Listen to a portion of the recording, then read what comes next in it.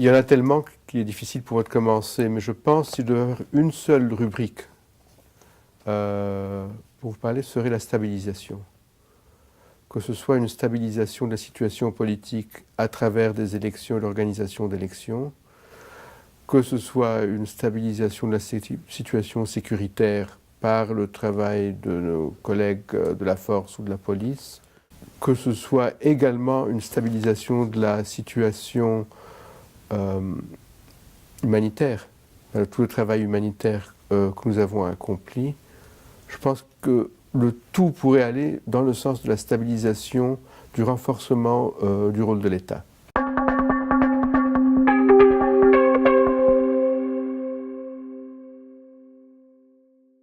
Tout d'abord, je pense qu'il y a un espoir qui renaît dans le pays. Il y a une nouvelle mise en confiance des élites.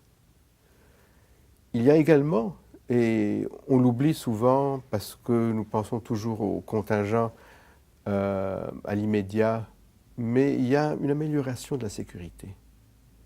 Et je sais que c'est difficile à concevoir quand on entend tous les crimes, parce qu'il y en a, et il y en a trop, mais comparé au reste de la sous-région, comparé également à la situation que nous avions il y a quelques années, je pense qu'il y a une amélioration nette.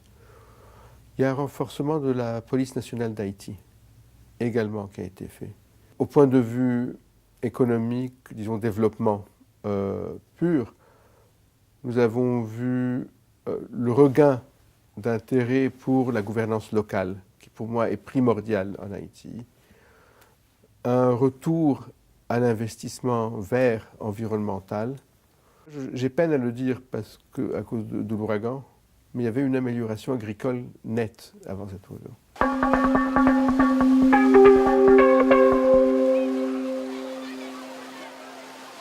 Le premier défi pour moi serait la résilience. Comment construire une société, comment construire une économie qui soit plus forte face aux chocs externes qui viennent la percuter. Donc que ce soit un tremblement de terre, que ce soit un ouragan, mais également, je ne sais pas, un retour d'Haïtiens de la République dominicaine, par exemple, qui est un choc externe au système. Que ce soit la dépréciation de la gourde rapide, ou la montée en force du dollar, le changement du prix du pétrole. Des sociétés doivent pouvoir résister à ces chocs. Et aujourd'hui, il y a énormément à faire pour renforcer cette résistance, ce qu'on appelle la résilience.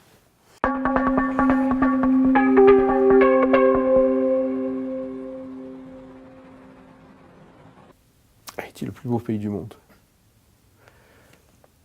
Vous avez tout.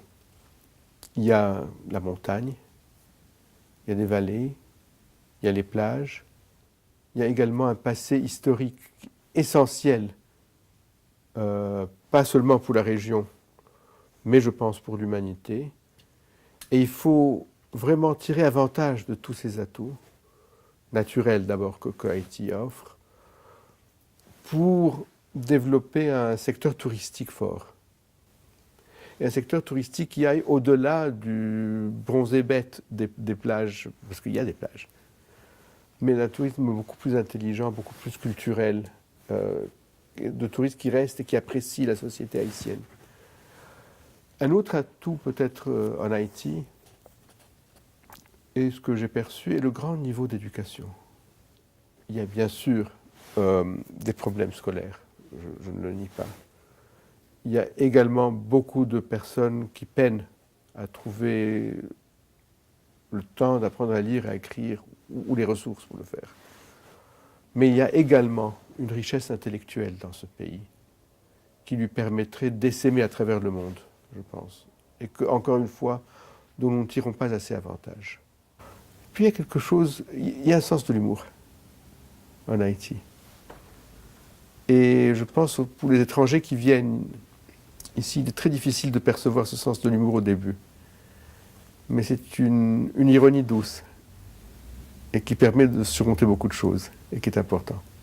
Il faut remettre la confiance. Je pense que le grand problème, si vous voulez, pour moi le grand défi en Haïti, c'est la confiance. Il faut que les gens aient confiance en leur avenir, donc qu'ils décident de rester. et avoir confiance que leurs efforts seront reconnus dans cette société. Il faut également que le monde externe ait confiance dans le système politique haïtien et qu'il pense que ces investissements sont plus ou moins sécurisés. Il faut également que les Haïtiens eux-mêmes aient la confiance d'investir dans leur économie, dans leur avenir, et pas de vivre d'un commerce d'import-export, enfin d'importation et d'exporter les profits.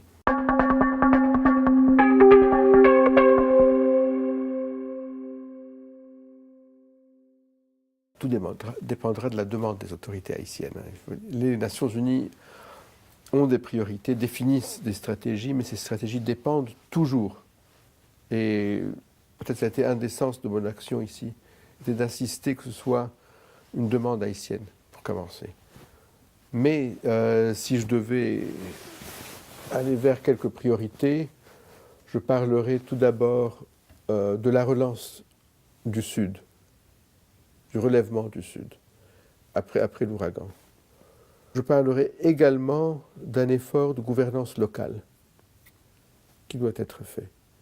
Comment renforcer les structures municipales, les structures locales, les ASEC, les CASEC, les délégations, avec les instruments de gestion d'un territoire. Notre défi, je crois, non moins important, est l'état de droit. Justement, comment rendre cette confiance au pays à travers un État basé sur le droit, un État où il y a un code clair, civil, criminel, etc., de procédure, où les juges ont et les ressources et le temps de faire leur travail, où le système carcéral est géré comme il doit l'être en tant que système carcéral et pas en mouroir.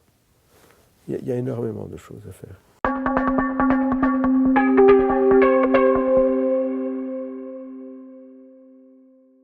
La nouvelle approche du secrétaire général, après ses excuses à l'Assemblée générale, devant l'Assemblée générale au peuple haïtien, a été basée sur deux grandes pistes. La première est d'arrêter la transmission de l'épidémie, de sauver des vies, de faire de l'immédiat. Nous ne pouvons pas accepter que le choléra ne tue pas. Le choléra tue ici, mais ne devrait pas tuer. Si nous avions des intrants médicaux, si nous avions de l'eau potable, un assainissement, personne ne mourrait de choléra en Haïti. Nous devons empêcher cette transmission, donc, à travers des équipes de réponse rapide, à travers un renforcement des structures médicales, des centres de traitement de choléra. Donc c'est une piste. L'autre piste est comment faire pour aider les personnes qui ont souffert du choléra, que ce soit les personnes directement ou leurs familles, si ces personnes n'ont pas survécu. Et que faire dans des communautés qui ont souffert du choléra? Comment les aider elles-mêmes à définir ce qu'elles voudraient comme avenir, comme structure de santé, comme structure scolaire, et que nous puissions aller dans cette direction.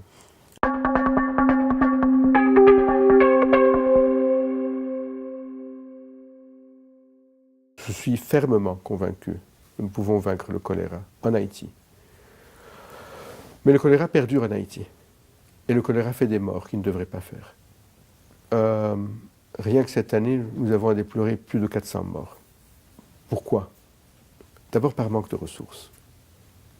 Parce qu'il n'y a pas d'argent pour financer les équipes mobiles de réponse immédiate. Quand il n'y a pas d'argent. Ensuite, par manque de structures de santé au niveau local.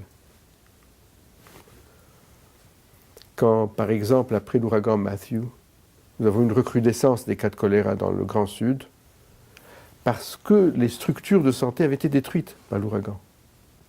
À plus long terme, parce que Haïti est un des rares pays, le seul pays de la sous-région, de l'hémisphère même, à avoir un très faible taux d'accès à l'eau potable un tiers, peut-être moins d'un tiers de la population, ou à l'assainissement. Il y a des investissements à faire, mais ce sont des investissements de développement. Ou comme je l'ai dit dans, je crois, une de vos émissions, également, le choléra est vulnérable à l'argent. Ou ka suiv nou sou Facebook, Twitter ak YouTube.